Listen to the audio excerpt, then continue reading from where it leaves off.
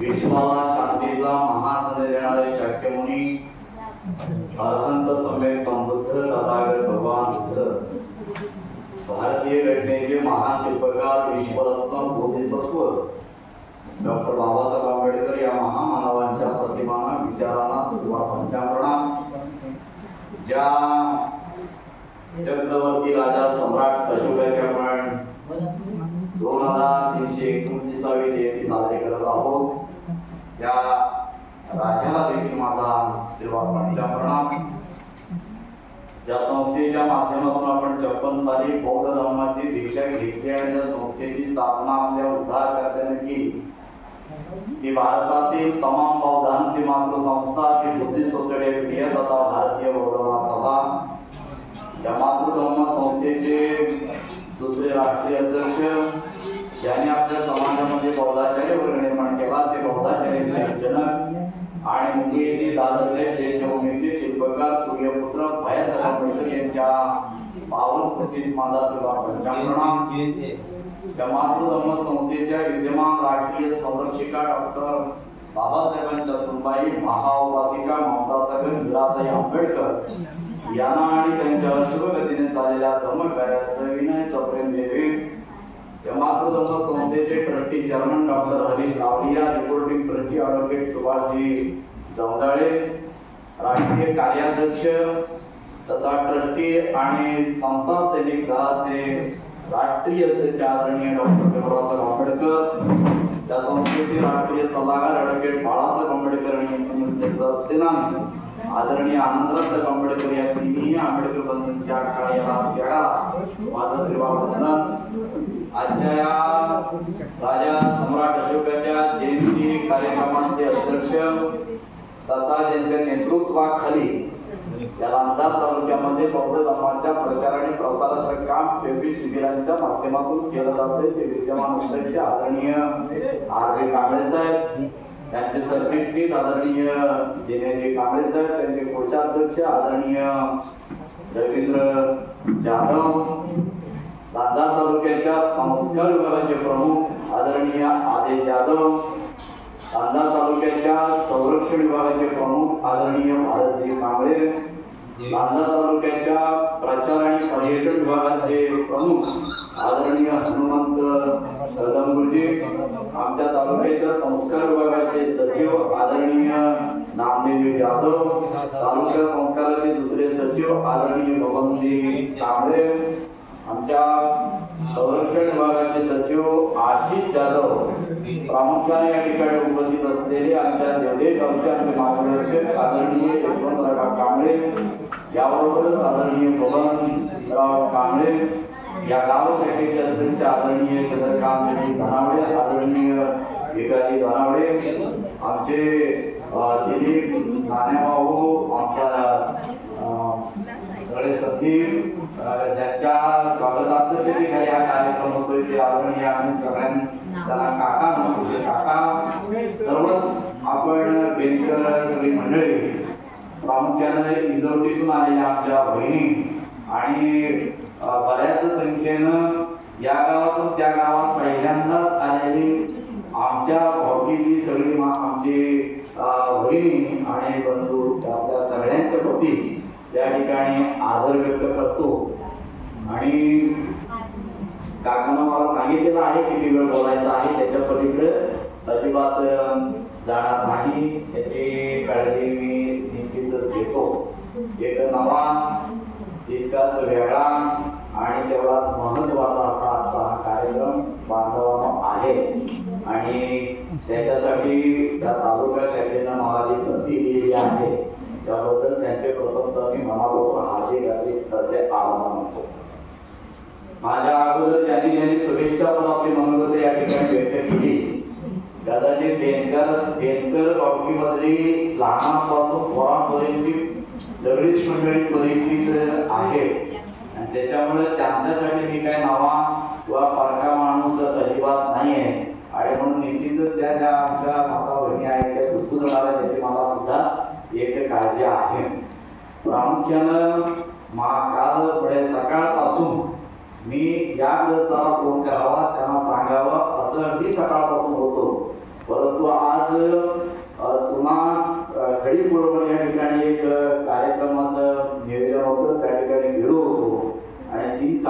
परिस्थितीच्या दरम्यान जो काय आलो आणि जो पडलो तो तिथं गाठ झोपलो. आदरणीय आमचे कांबळे गुरुजी यांच्या फोन नंतर मी उठलो आणि तसाच या ठिकाणी आलो आणि फोन करायचं राहून गेलं. परंतु प्रामुख्याने या कार्यक्रमासाठी उपस्थित राहिलेले आमचे मित्र, ज्यांचे ग्रामीण कथाकार म्हणून महाराष्ट्रामध्ये नावारूपाला येत आहे. लांजा तालुक्याचं जे ग्रंथालय आहे त्या ग्रंथालयानं आयोजित केलेल्या कथाच्या स्पर्धेमध्ये ज्यांची कथा प्रथम क्रमांकाच्या आली ते आमचे मित्र पत्रकार आदरणीय प्रवीणजी कांबळे साहेब हे या ठिकाणी उपस्थित आहेत. आणि ते उपस्थित आहेत हे मी एक माझं पुण्य कर्म या ठिकाणी प्रवीणजी मागतो. कारण हा कार्यक्रम तुम्ही आम्ही आज ऐकणार आहोत, पाहतो आहोत, परंतु न आलेल्या लोकांपर्यंत पोहोचवण्याचं काम ज्यांच्याकडून होणार आहे त्या आदरणीय पत्रकार मित्र आमचे प्रवीणजी कांबळे साहेब. आणि म्हणून त्यांचं जोरदार आपण टाळ्यांच्या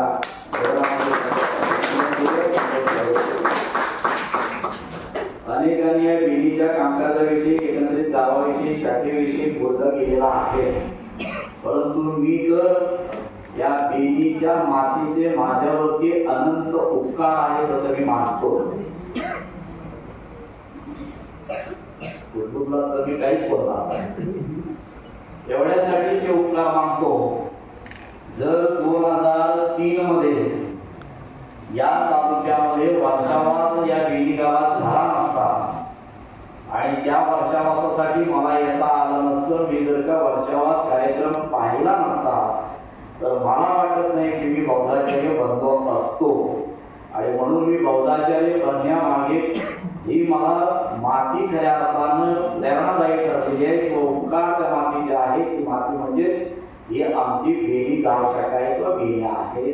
विहार नसताना या तालुक्यामध्ये पहिला वर्षावास घेण्याचं धाडस त्यावेळेच्या या बेलीच्या मंडळीने केलं. कांडेकरांच्या त्या अंगणामध्ये हा कार्यक्रम झाला आणि जिल्ह्याभरामध्ये लोक त्या ठिकाणी आली होती. आणि म्हणून जेव्हा या तालुक्याचा इतिहास जाणून केला जाणार आहे त्यावेळेला प्रथम क्रमांकाचं नाव जाणार आहे ते बेली गाव शाखेचं आहे. म्हणून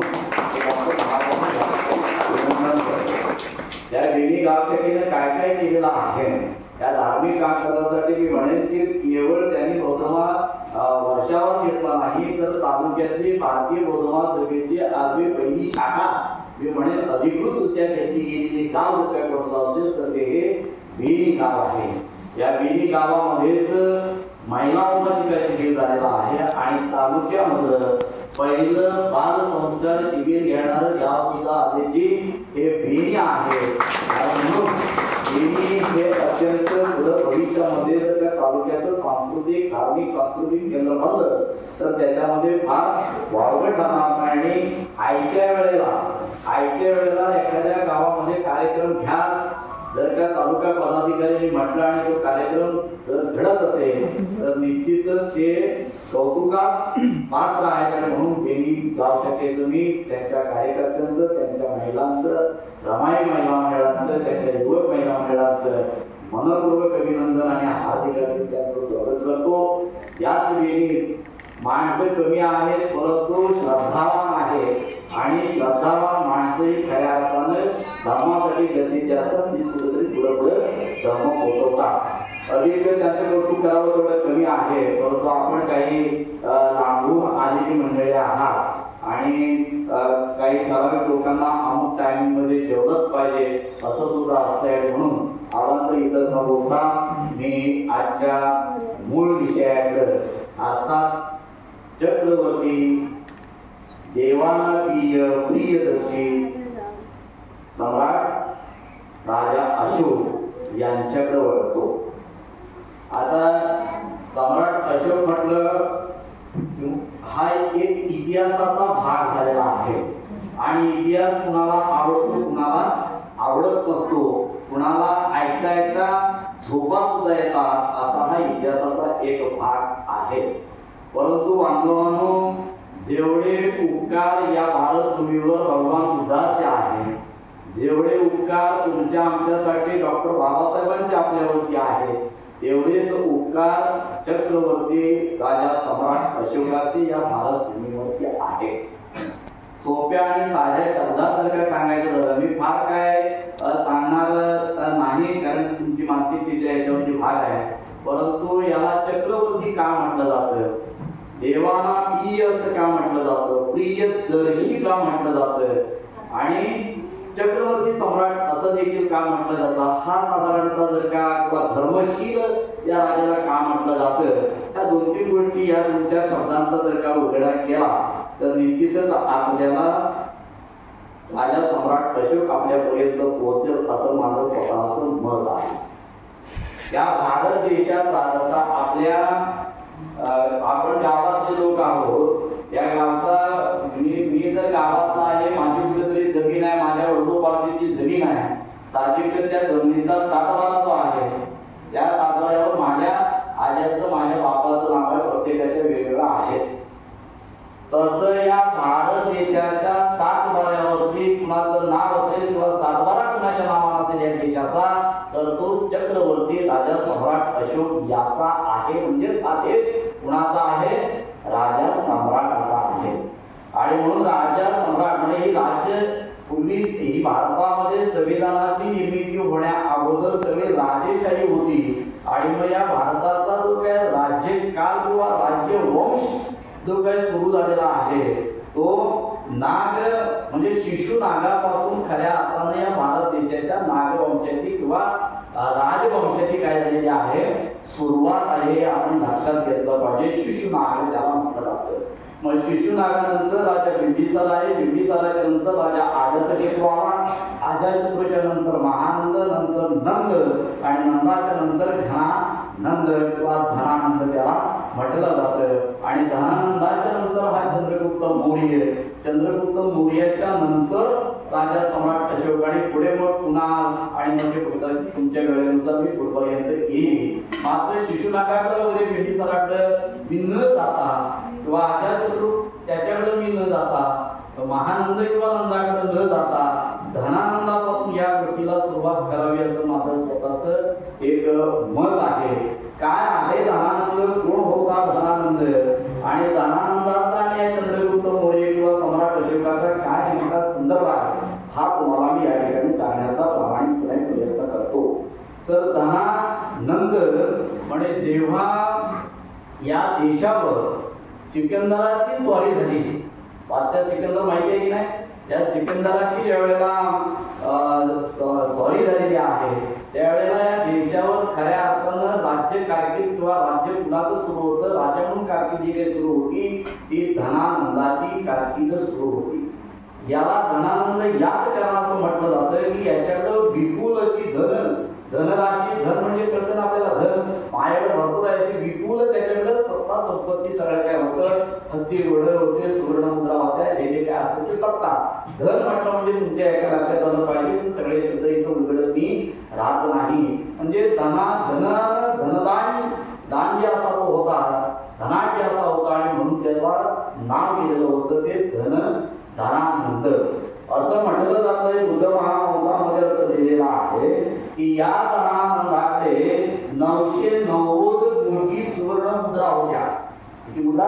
990 कोटी सुवर्ण मुद्रा होत्या.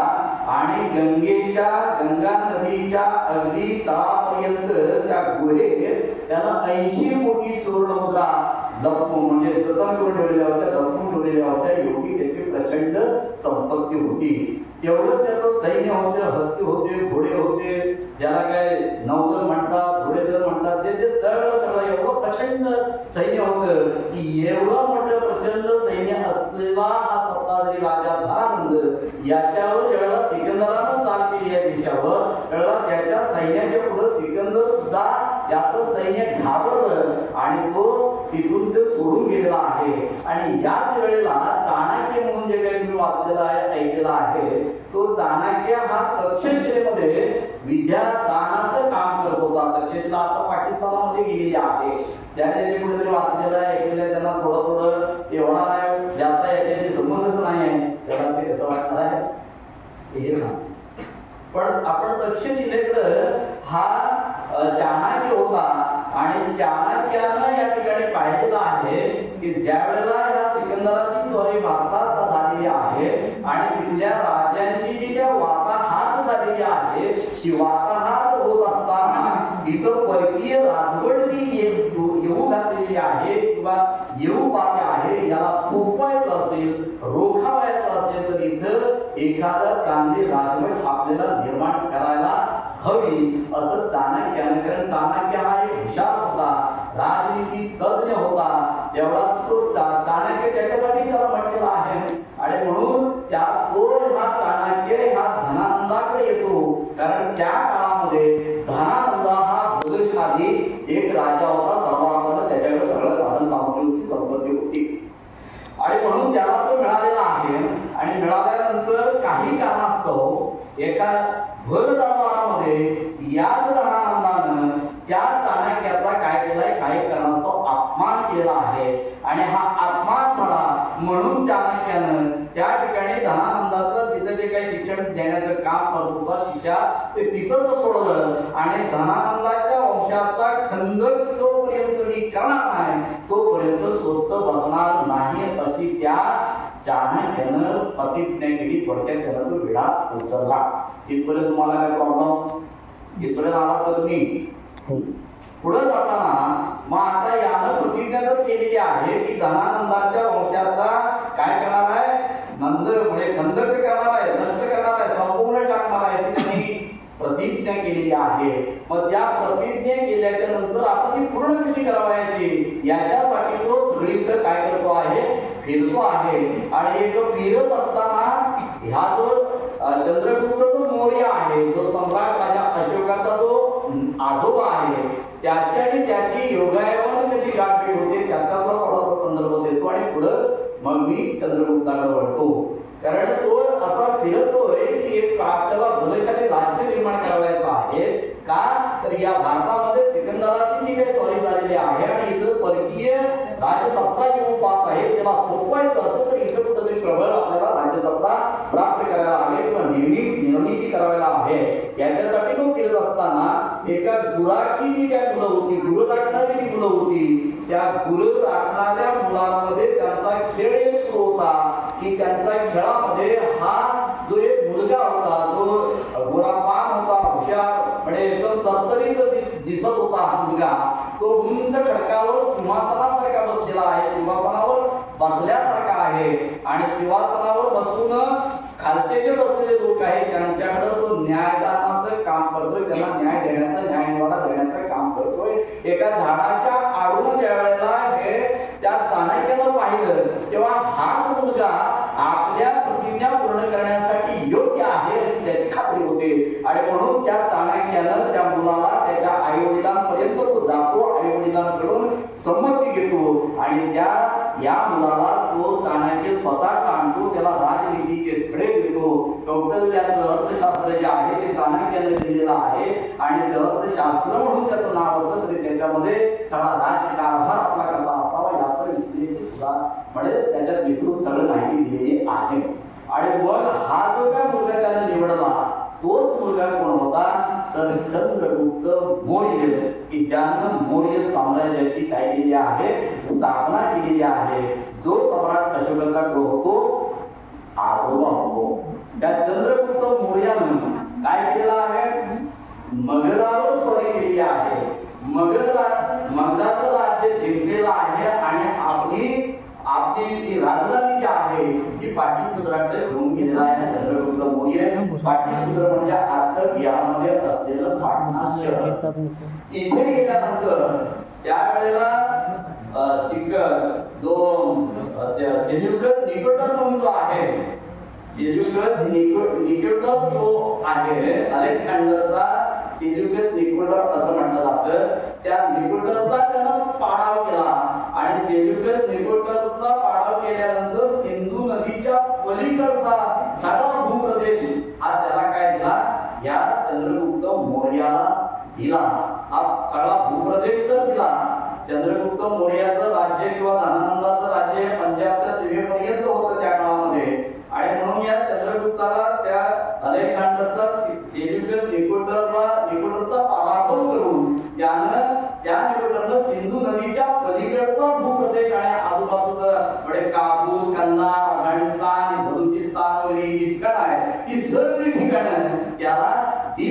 आणि सोबतच आपली मुलगी तिच्या बरोबर तिचा विवाह केला. जी धना मुरा म्हणून नावाची होती, मुरा या नावाची तिचा विवाह केला. आणि सोबतच सेल्युकस असा एक त्यानं राजदूत सुद्धा या चंद्रगुप्त मौर्याला दिला. आणि मुरा याच्यावरून त्या राज्याचं नाव पुढे मुरा या शब्दाचा मौर्य असा अपभ्रंश झाला. आणि मौर्य राज्याची काय झाली आहे, मौर्य घराण्याची म्हणूया किंवा मौर्य राज्याची या देशामध्ये स्थापना झाली. इसवी सन पूर्व 321 ते इसवी सन पूर्व 297 पर्यंत ह्या चंद्रगुप्त मौर्याचा राज्यकारभार या ठिकाणी या देशामध्ये चाललेला आहे किंवा झालेला आहे. त्या चंद्रगुप्त मौर्यानं अगदी म्हैसूर पर्यंत म्हणा किंवा तामिळनाडूचा जो काही केरळ आणि जो भाग आहे तो सोडला तर अगदी काबुलिस्तान किंवा अफगाणिस्तान, कंधार हे जे सगळा जो भूप्रदेश आहे किंवा उत्तरेकडे पश्चिम पूर्व बंगालकडचा जो काय भाग आहे हा सगळा भाग आहे. म्हणजे एकंदरीत कलिंग प्रदेश सोडता चंद्रगुप्त मौर्यानं सगळा प्रदेश काय केला होता, त्या काबीज केला होता आणि आपलं राज्य तिथपर्यंत पोहोचवलेलं होतं. या चंद्रगुप्त मौर्यानं पुढे आपला मुलगा बिंदुसार याच्या नावानं राज्यसत्ता दिली. म्हणजे त्याला राज्यगादीवर बसवलं. आणि चंद्रगुप्त मौर्य हा जैन साधू किंवा जैन ऋषी किंवा जैन भिक्षू भद्र भाऊ याच्या सोबत तो कर्नाटकामध्ये चंद्रगुप्त मौर्य जातो. तिथे गेल्यानंतर जैन धर्माचा तो स्वीकार करतो आणि जैन धर्माच्या अनुशासनानुसार किंवा त्याच्या संस्कृतीनुसार तो अन्न त्याग करतो. आणि अन्न त्याग करून त्याचा तिथे मृत्यू होतो. 301 इसवी सन पूर्व 321 ते 297 ही त्याची कारकीर्द आहे. नंतर या चंद्रगुप्त मौर्याचा त्याचा मुलगा जो होता बिंदुसार, हा बिंदुसार या गादीवरती बसतो. आणि बिंदुसारानं फार मोठं काय केलेलं अजिबात नाही. जे त्याच्या बापानं करून ठेवलेलं होतं तेवढंच राखण्याचं त्यानं काम केलं, सांभाळण्याचं काम केलं. याच्या पलीकडे काही केलेलं नाही. या बिंदुसाराला 2 मुलगे होते, एक सुसीम आणि एक अशोक. सुसीम हा मोठा आहे आणि अशोक हा कसा आहे, लहान आहे. असं काही म्हटलं जातं की या बिंदुसाराला 16 राण्या होत्या, त्याला आणि काय 99-100 सगळे मुलगे होते. तिकडे काय आपण ओळखत नाही आहे, का ओळख नाही त्याला पण आहे. कारण बघा इतिहास लिहिणारे तुम्ही आम्ही पडत नव्हतो, कारण लेखणी कुणाच्या हातात होती ह्याला चांगली माहिती आहे. आणि तर त्याने आपल्या सोयीप्रमाणे ते लिहिलेलं आहे. हा सम्राट अशोकाचा इतिहास, वैभवशाली इतिहास या देशामध्ये घडत केलेला होता, संपुष्टात आलेला होता, संपलेला होता. आणि म्हणून मग 19व्या शतकामध्ये जेव्हा इंग्रज या देशामध्ये आलेले आहेत आणि इंग्रजांचा एक इतिहासकार जे आहे ते इतिहासकार विलियम जेम्स म्हणून इतिहासकार आहे. आणि त्याचबरोबर जेम्स प्रिन्सेप म्हणून इतिहासकार आहे. यांनी खऱ्या अर्थानं या भारतभूमीमध्ये म्हणजे ज्या इंग्रजांनी या देशाला गुलाम बनवलं होतं त्याच गुलाम देशातला वैभवशाली इतिहास भारतात राजा सम्राट अशोकाचा इतिहास त्या ब्रिटिश इतिहासकार विलियम जेम्स आणि जेम्स प्रिन्सिप यांनी खऱ्या अर्थानं शोधून काढला. आणि मग तिथून पुढे सम्राट अशोक लोकांपर्यंत जाऊ लागलेला आहे. कारण हे 6व्या शतकापासूनच हे चंद्रगुप्त मौर्य वगैरे याचे राज्य आहे ते 6व्या शतकापासूनच सुरू झालेलं आहे.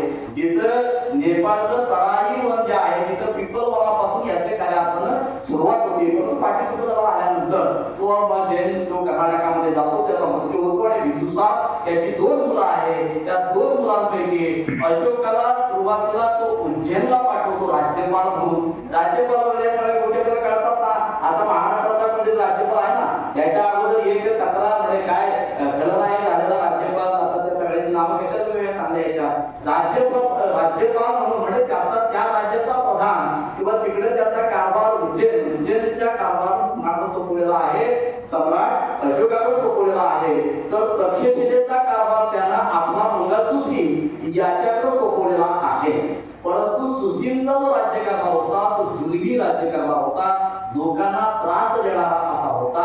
आणि म्हणून तिथल्या लोकांनी बंड केलेला आहे तक्षशिलेतल्या लोकांनी. आणि तक्षशिलेतल्या लोकांनी केलेलं बंड थोपवण्यासाठी किंवा शमवण्यासाठी ते थांबवण्यासाठी, कारण बंड आपल्या महाराष्ट्रात बंड केलं ना, एकनाथानं बंडच केलं ना, ते एकनाथानं बंड केलं की त्याचं सगळं गेलं ना, उचलते गेलं नाही. तसं ते बंड तिथल्या तक्षशिलेच्या लोकांनी आरंभलेलं होतं. तिथले लोक त्या राजाला विरोध करायला लागले होते आणि म्हणून ते बंड मोडीत काढण्यासाठी पुन्हा उज्जैनवरून या सम्राट अशोकाला बिंदुसारानं तक्षशिलेला पाठवलेला आहे. आणि सम्राट अशोकानं आपल्या कौशल्यानं आपल्या राजनीतीनं काय केलं आहे, तक्षशिलेचं बंड मोडीत काढलं आणि तिथला राज्यकारभार सुरळीतपणे सुरू करून दिला किंवा सुरू झाला. परंतु तक्षशिलेतून जेव्हा सुसीम इकडे उज्जैनला येतो, तो उज्जैनचा कारभार त्याचा आहे, तो लोकांना त्रास देणारा आहे, जुलमी आहे. तो इथं आल्यानंतर तरी सुधारणार आहे का? इथं त्यानं पुन्हा तसं तक्षशिलेला त्यानं आपला कारभार केला, जुलमी कारभार केला, तसा उज्जैनला सुद्धा जुलमी कारभाराला सुरुवात केली. उज्जैनचे लोक पुन्हा कंटाळले त्याच्या राज्यकारभाराला. पुन्हा त्या लोकांनी तिथं बंड केलं आणि हे केलेलं बंड मोडीत करण्यासाठी पुन्हा बिंदुसारानं पुन्हा आणलं, राजा सम्राट अशोकाला आणलं. इथपर्यंत बिंदुसाराचा भाग आहे. त्या बिंदुसाराला 16 राण्या आणि काय काय 99 100 पोरगे दिले होते असे म्हटलं जातं. परंतु माझ्या माहितीप्रमाणे मी जे काय वाचलंय म्हणा किंवा मी जे काय अभ्यास केलेला आहे म्हणा, ते कलिंगचं युद्ध हे सम्राट अशोकाचं पहिलं आणि शेवटचं युद्ध आहे. तिसरं तुमचं तुम्हाला कुठे आढळलं मला म्हणून सांग. पहिलं आणि शेवटचं युद्ध जर काय सम्राट अशोकाचं कुठलं असेल तर कलिंगचं युद्ध आहे. ते कलिंगचं युद्ध काय केलं वगैरे वगैरे तो पुढचा भाग मी नंतर सांगतो. तसं तसं तुम्हाला काय ऐकायचं त्या दृष्टीने मी सांगेन. मला कधी थांबायचं ते सुद्धा निश्चित कर. आणि म्हणून या सम्राट अशोकानं हे मी म्हणणार नाही की त्याला एवढे त्याला आपल्याला आपल्या कानापर्यंत काय पोहोचलेलं आहे की या सम्राट अशोकानं आपल्या 99 भावांचा खून केलेला आहे आणि राज्यपदावरती बसलेला आहे. मला सांगा, 99 भावांचा खून करणारा जर का सम्राट अशोक असेल तर कलिंगाच्या युद्धामध्ये मृत्यूचा पडलेला सैनिकांचा खच पाहून त्याचं मन द्रवल का, त्याला दुःख होईल का, वेदना होईल का? अजिबात. आणि म्हणून इतिहासकारांनी ज्या गोष्टी लिहिल्या त्या तात्पर्य त्या आपल्याला किती पसंती पडतात त्याचा पण आपण साक्षरतेने विचार करून आपण त्यातलं काय हे आपलं आपण निवडायला पाहिजे. तक्षशिला ही निश्चितच पाटणापासून फार लांब आहे आणि उज्जैन पाटणापासून काय आहे, जवळ आहे. ज्या वेळेला ह्या राजाचा आता मृत्यू बिंदुसाराचा जेव्हा मृत्यूची वेळ येते आहे तेव्हा सगळीकडे त्याने कळवलेलं आहे. तक्षशिलेवरून येईपर्यंत काय होतोय, उशीरच होतोय. हा मात्र जवळ आहे म्हणून काय झालं आहे, तिथून पटकन पोहोचलेला आहे. वेगवेगळा इतिहास सांगितला जातोय की बिंदुसाराला पहिल्यापासून सुसीम, बिंदुसाराला म्हणण्यापेक्षा त्याची जी बायको होती म्हणजे सुसीमची जी आई होती तिला वाटत होतं की माझ्या मुलाला राज्यपदावर मिळावं. परंतु हा बिंदुसाराला अशोक हा जो आहे तो सुसीमपेक्षा सुद्धा राज्यकारभार करण्यासाठी हा धाडशी आहे, पराक्रमी आहे, प्रज्ञ आहे, राजनीती तज्ञ आहे. असं त्याला का लहान वयापासून त्याने ही सगळी तक्षशिलेचं बंड असतो, उज्जैनचं बंड असतो हे मोडीत करण्याचं काम अत्यंत कुशलतेने केलेलं आहे. आणि मग या त्या कारणातून राजा बिंदुसाराच्या मृत्यूनंतर या पाटील पुत्राचं म्हटलं जातं, पाटणाचं म्हटलं जातं किंवा मौर्य साम्राज्याचा तिसरा राजा म्हणजे चंद्रगुप्त मौर्याच्या नंतर बिंदुसार आणि बिंदुसाराच्या नंतर तिसरा राजा जर का कोण झाला तो राजा सम्राट अशोक. ज्याला चक्रवर्ती सम्राट, प्रियदर्शी सम्राट, धम्मशील सम्राट, देवाना प्रिय आणि प्रियदर्शी असं म्हटलं जातं. का बरं असं म्हटलं जातं? सम्राट तर कित्येक होते या देशामध्ये. महाराणा प्रताप हा काय होता, सम्राटच होता. अकबर बादशाह हा काय होता, सम्राटच होता. परंतु चक्रवर्ती सम्राट या जगामध्ये या देशामध्ये एक आणि एकच फक्त झाला तो म्हणजे राजा सम्राट अशोक झाला.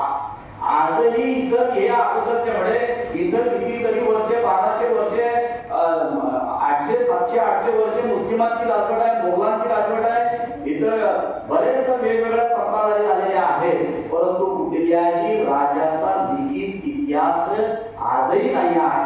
आज जगामध्ये राजा म्हणून आदराने ज्याचं नाव घेतलं जातं ते राजा सम्राट अशोकाचं नाव घेतलं जातं. आज चक्रवर्ती म्हणजे हे सगळं विश्व आहे, हे सगळं विश्व विश्व आहे. आपण म्हणतो ना विश्व, विश्व म्हणजे काय आहे? जग हे सगळं विश्व त्याला म्हटलं जातं. अर्थात ते कसं विश्व म्हणजे गोल आहे, गोल चक्र, चक्र चाक कसं आहे? गोल आहे. त्या सगळ्या प्रदेशावर जर का कोणाची सत्ता होती, राज्य होतं, तर ते फक्त आणि फक्त राजा सम्राट अशोकाचं होतं. आणि म्हणून आपल्याला सांगेल की ज्याचा घोडा किंवा ज्याचा घोडा किंवा ज्याचा रथ चारी दिशेला कोणीही अडकू शकलं नाही, तो घोडा आणि रथ कुणाचा होता? राजा सम्राट अशोकाचा होता. आणि म्हणून त्याला काय म्हटलं जातं? चक्रवर्ती सम्राट अशोक असं म्हटलं जातं. इथून पुढे जात असताना राजा म्हटलं की ह्या राजानं इसवी सन पूर्व 264 मध्ये त्याने काय केलं आहे? त्याला राज्यपदावरती आलेला आहे. 264 मध्ये तो राज्यपदावरती आलेला आहे हा राजा सम्राट अशोक. परंतु त्याचा राज्याभिषेक 4 वर्षानंतर झालेला आहे. म्हणजे किती? 272 इसवी सन पूर्व 272 ला त्याचा काय झालेला आहे? राज्याभिषेक झालेला आहे. आणि 272 ते इसवी सन पूर्व 232 पर्यंत त्यानं कारभार केलेला आहे. म्हणजे किती वर्ष? 40 वर्ष या राजा सम्राट अशोकानं आपला कारभार केलेला आहे.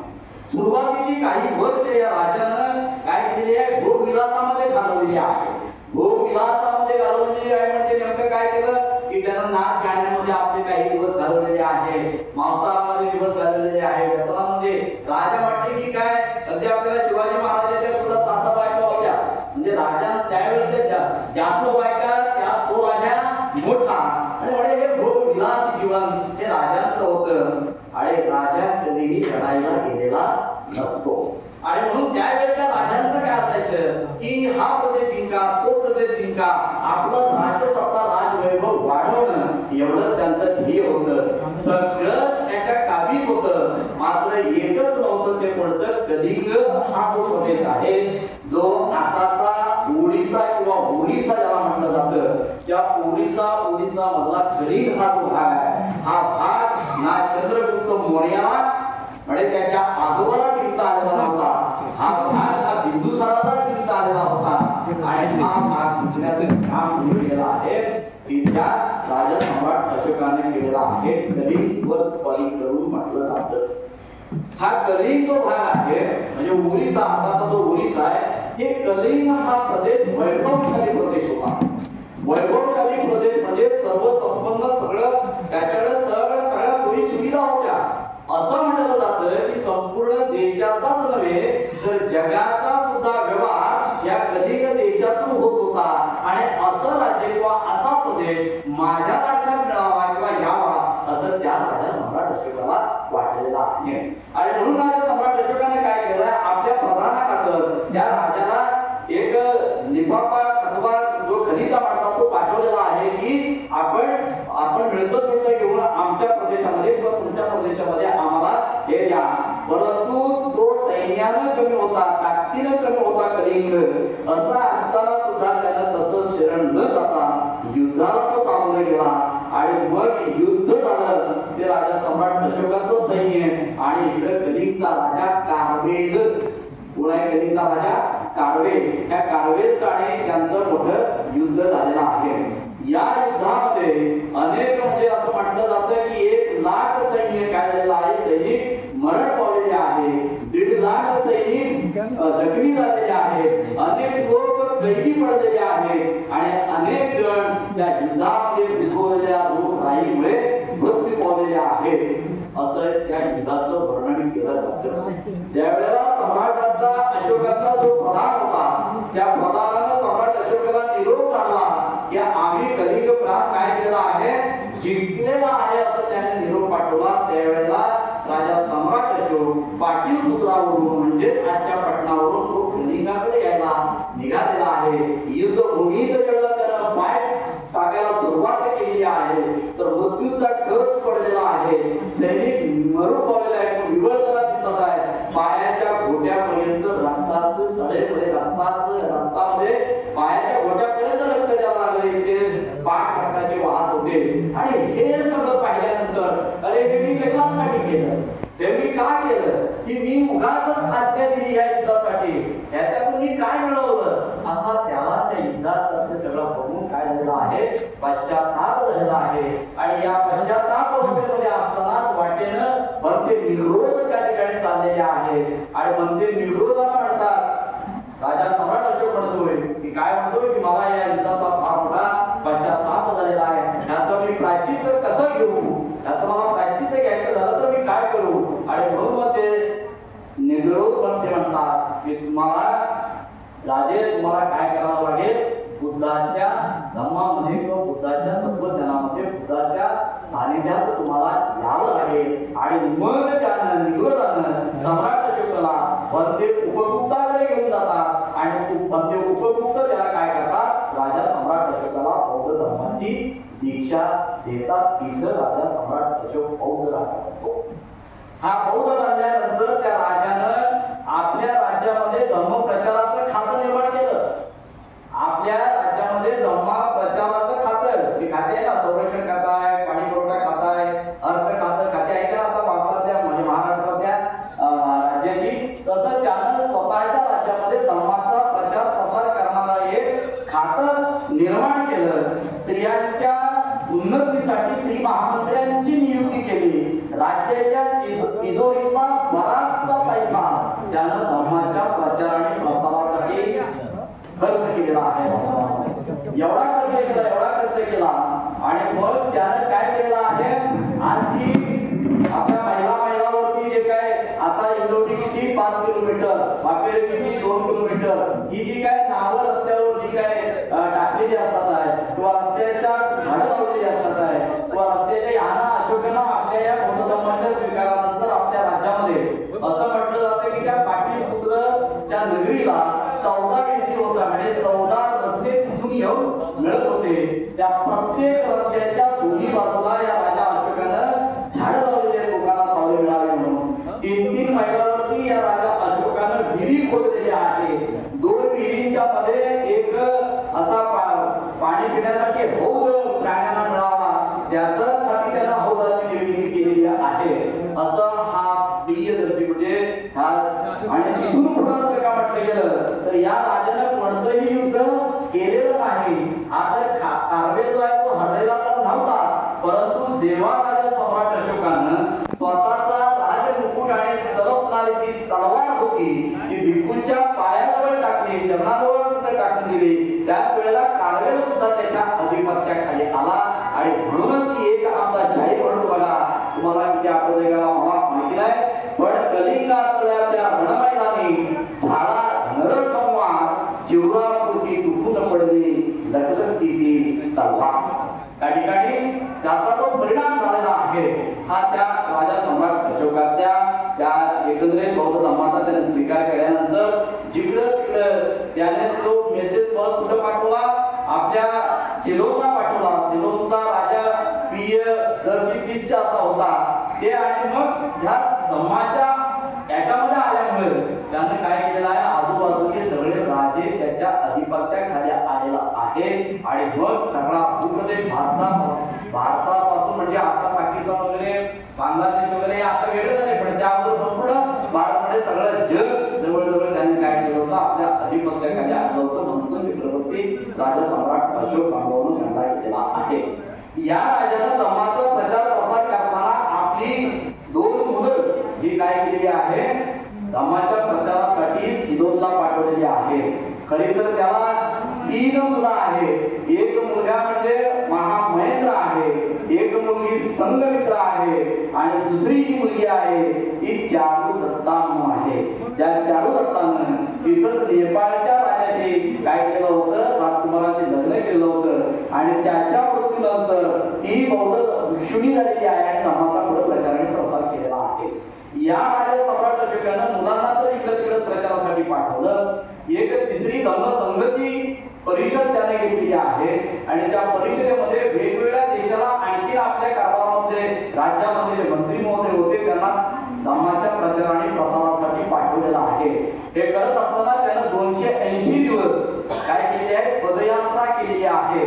म्हणजे त्या पदयात्रेची लिंबुनी पासून सुरुवात केली की बुद्धगया, आणि बुद्धगयेपासून वैशाली, वैशाली आणि मग पुढे कुशीधारा. म्हणजे जिथं जिथं बुद्धाची पावलं लागलेली आहे, जिथं जिथं बुद्ध गेलेले आहे, त्या त्या भूमीमध्ये स्वतः पदयात्रा 280 दिवस केलेली आहे.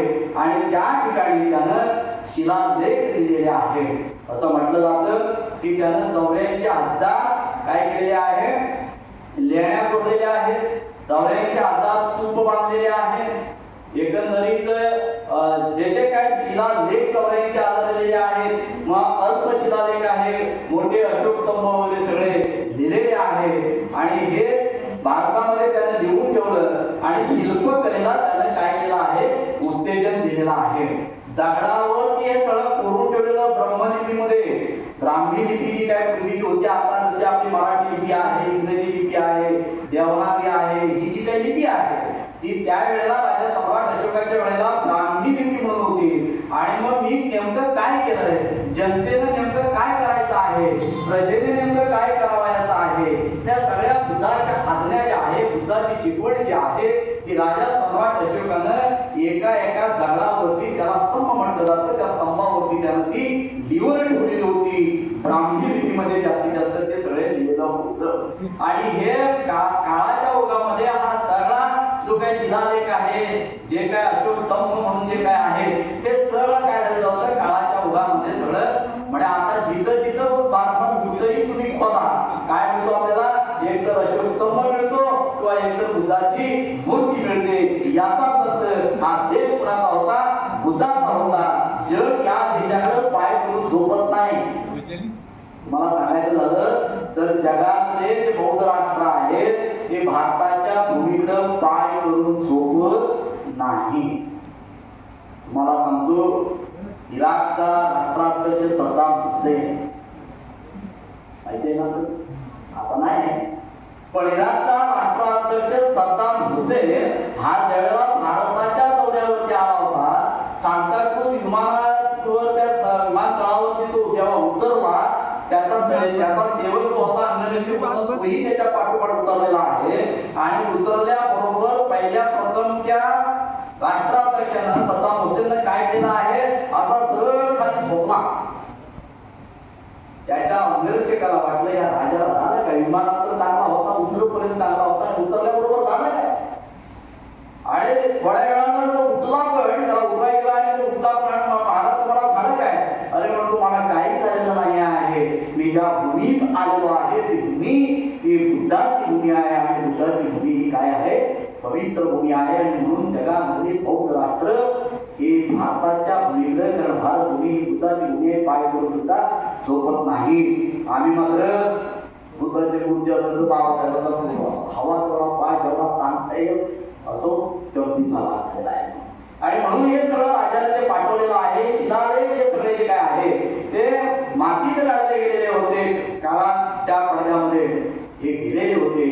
आणि त्याच्यानंतर इंग्रज त्यावेळेला या देशामध्ये आले 19व्या शतकामध्ये. मागाशी म्हटल्याप्रमाणे विल्यम जेम्स आणि जेम्स प्रिन्सिप हे ब्रिटिश इतिहासकारानं या दगडांमधलं काहीतरी लिहिलेलं आहे.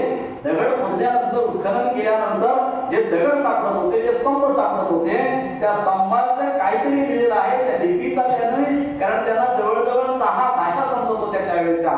त्या भाषेतून त्यानं वाचलं तर ह्या अशोक सम्राट राजा अशोकाच्या ह्या सगळ्या काय आहेत की मी कुठं आलो, मी कसा आलो, मी काय काय केलं वगैरे वगैरे वगैरे, त्या सगळ्या गोष्टी त्याने दिलेल्या पाहिल्या. आणि म्हणून तिथून पुढे सम्राट अशोक जगाला पुन्हा नव्यानं तुम्हाला नंतरच्या पिढीला काय झाला कळू लागलेला आहे. या राजानं त्या काळामध्ये आपल्या प्रधानाला किंवा आपला जो कोण सेवक होता त्याला त्या राजाला सांगितलेलं आहे, आता हे स्तूप बांधले किंवा काय हे मला अजून काय सांगण्याची गरज आहे असं वाटत नाही आहे. कारण ज्या वेळेला भारताला स्वातंत्र्य मिळण्याच्या आदल्या 1 महिन्यात, मिळण्यापूर्वीच्या आदल्या महिन्यात, म्हणजे देशाला स्वातंत्र्य कधी मिळालेलं आहे, ऑगस्ट महिन्यात मिळालेलं आहे ना 1947 ला. तर जुलै महिन्यामध्ये पंडित जवाहरलाल नेहरूंनी एक प्रस्ताव ठेवलेला होता. काय प्रस्ताव ठेवला त्या संसदेमध्ये, किंवा त्या संविधान समितीच्या पुढे की आपला तिरंगा जो आहे तो कसा असावा हा प्रस्ताव पंडित नेहरूनं जुलै 1947 मध्ये संविधान सभेत मांडला. आणि त्यावेळेला प्रस्ताव ठेवल्यानंतर त्यांनी काय केलं, अंमलामध्ये आणलं किंवा मान्यता दिली की या तिरंग्यामध्ये काय केलं आहे, अशोक चक्राला त्यांनी तिथं मान्यता दिलेली आहे. आणि पुढे पंडित नेहरू म्हणतात की आम्ही फक्त अशोक चक्राचाच या ठिकाणी सन्मान करतो आहोत किंवा असं नाही, तर संपूर्ण जगाला सुद्धा त्याचं काय हो बोध व्हावा या दृष्टीने आपण अशोक चक्राला या ठिकाणी आणलेला आहे. हा राजा इतका धर्मशील होता, प्रजेची इतकी काळजी घेणारा होता.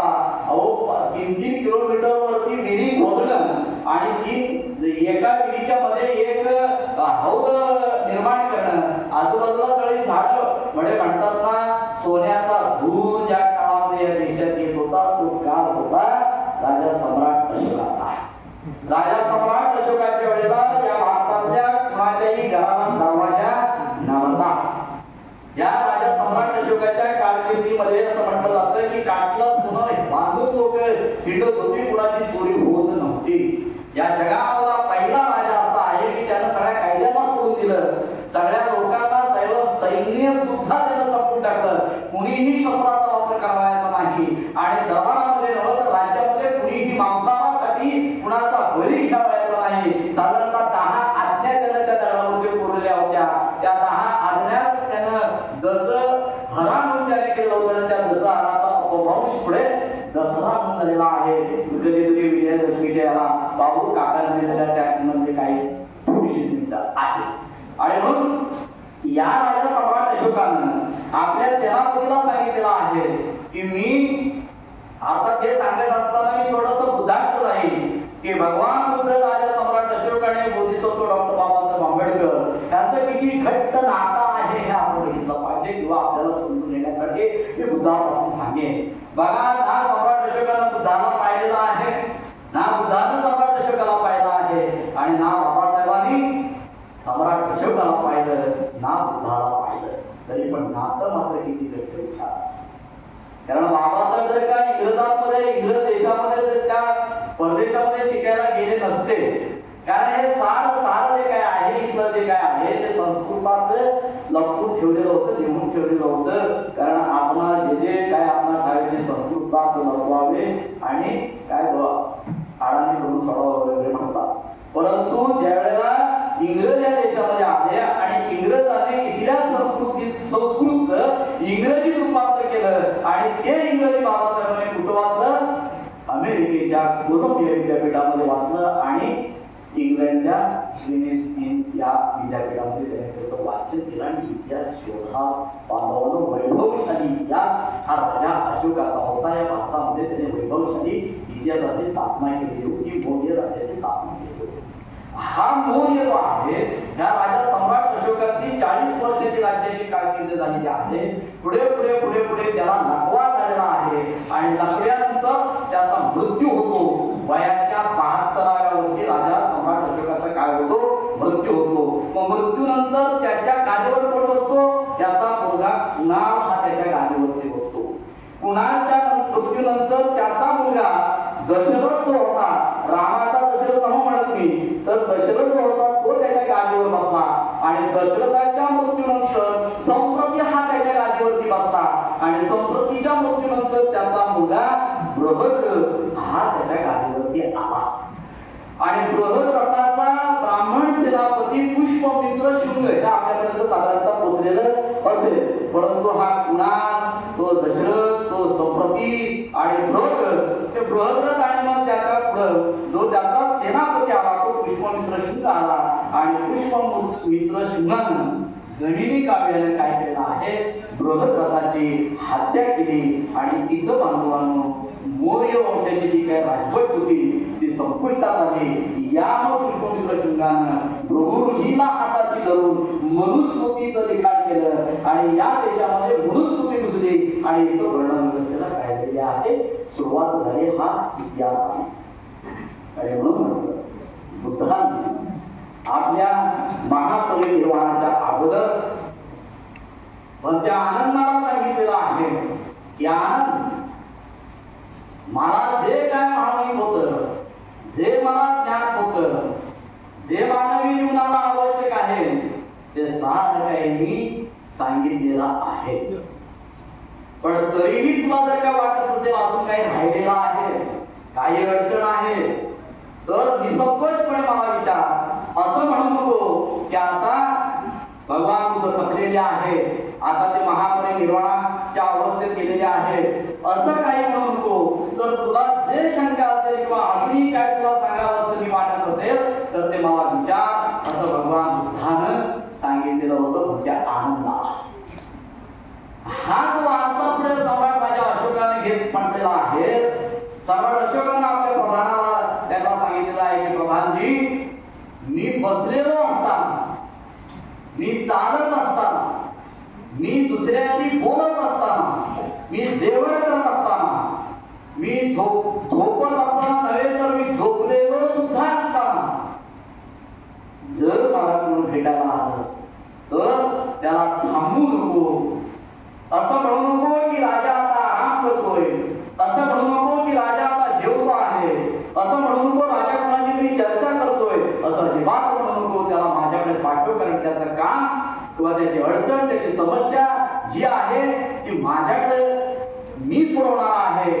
आणि म्हणून राजा सम्राट अशोकाने संपूर्ण प्रजेला आपल्या मुलाप्रमाणे मानलेलं आहे. आणि मुलांची काळजी घेणं हे बाप याला त्यानं कर्तव्य आहे, ते माझं कर्तव्य म्हणून तुम्हाला ते सांग, असं राजा सम्राट अशोकाने आपल्या सेनापतीला सांगितलं होतं.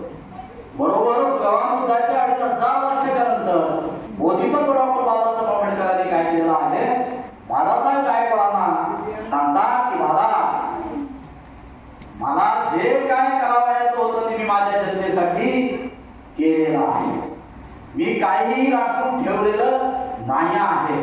तरी देखील जर का तुला वाटत असेल की काही अजून सांगणं अपेक्षित आहे तर निसंकोचपणे तुम्हाला सांग, असं बाबासाहेबांनी दादासाहेब गायकवाड यांना सांगितलेलं आहे.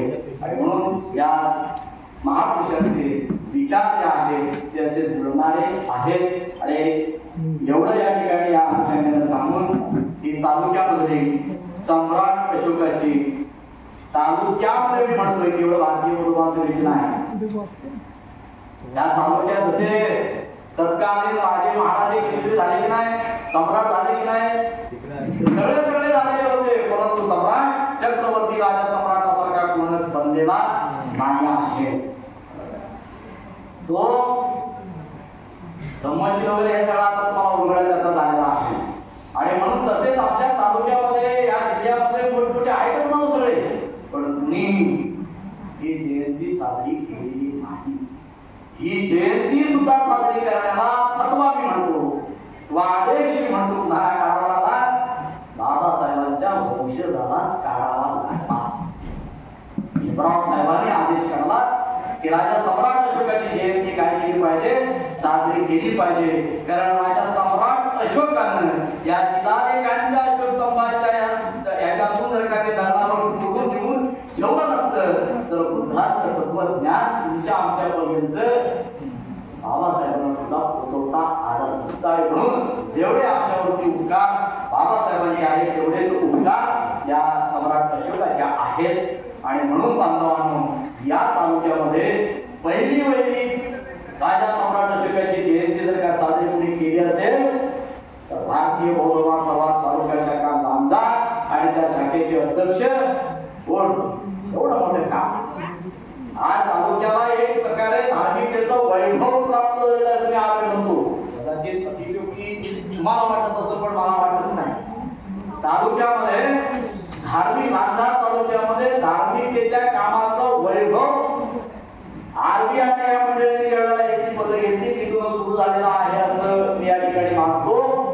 कारण आपल्याला 8 दिवसापूर्वी कधी नाही एवढी बौद्ध धर्म परिषद या संस्थेच्या माध्यमातून रत्नागिरीच्या ठिकाणी झालेल्या 22-23 मार्चला कोण आलो होती दाखवून करा एवढी तरी गर्दी वाढली कशी, मग बाकीचे लोक आले. अरे आपल्या नांदगाव तालुक्यातून देखील 700-700 लोक गेले होते. वेरुळमध्ये 3-3 गाड्या होत्या, लोण्यामध्ये 2-2 गाड्या होत्या, प्रचंड संख्या. आणि या वैभव वेळासाठी मी म्हणतो की या धार्मिकतेच्या